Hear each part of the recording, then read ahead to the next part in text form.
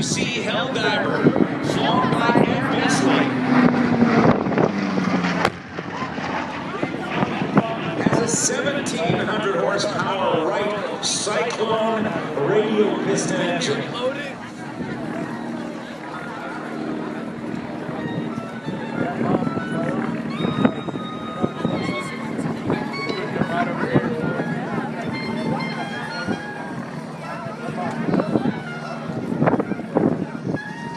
The Douglas Dauntless was incredibly important in World War II in the Pacific Theater.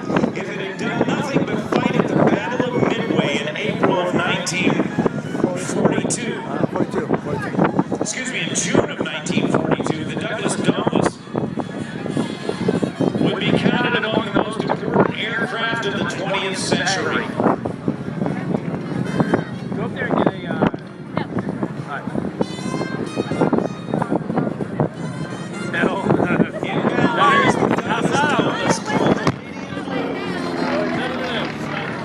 The Dauntless helped turn the tide of the war in World War II at the Battle of Midway.